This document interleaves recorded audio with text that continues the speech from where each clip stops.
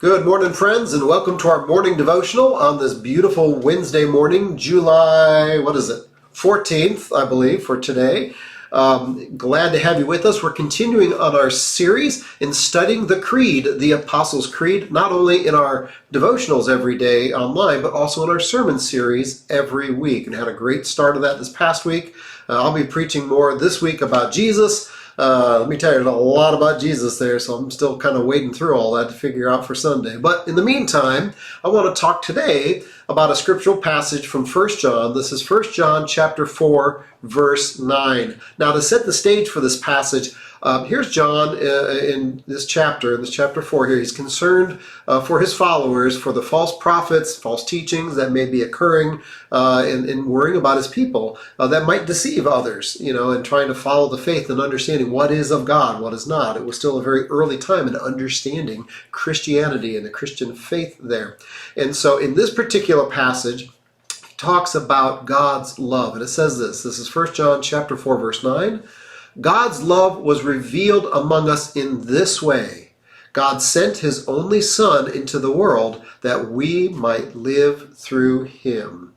So here he is trying to outline what's important for the Christian faith, and he talks about the importance of God is love. Okay, this is what he's trying to get to. God sent Jesus for you and for me because God loves us. And that's how we might see God. We see God through God's sending of his Son, Jesus Christ, for you and for me, for our salvation.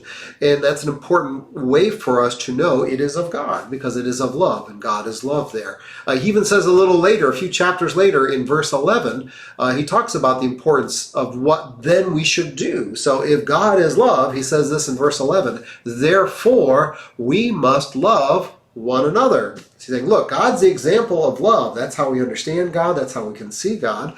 And God's reminding us we are learning that example to love each other just as God loves us. When I think about that passage, it reminds me about the challenge for all of us in being the very best blank.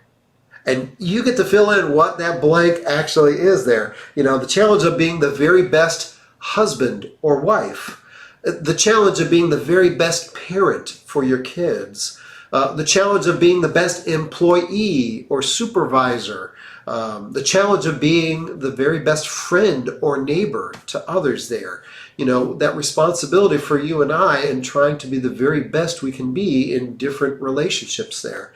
And how others can learn from our example. When we strive to be our best and show that example of love, others can learn from us by watching. I always knew as a parent, that was one of the things I remember early on of saying, look, the kids are always watching you. Always. Doesn't matter. Even at your worst moments as a parent, they're watching to see how you're handling those situations there. And they learn from that. And so my prayer for you, my prayer for me especially, is that we can not only recognize God around us through God's example of love. That's a way we can know it is of God, is God's example of love, that you and I are also called to model that same example of love in many situations. For our spouse, if you happen to have one. For our children, if you have children. For friends, for employees, if you are working. Whatever the situation may be, that we might be able to model the very best in love that we can, so that others can learn from us, just as we learn from God, the example and author of love. Not only for our friends, not only for our family, but for the world.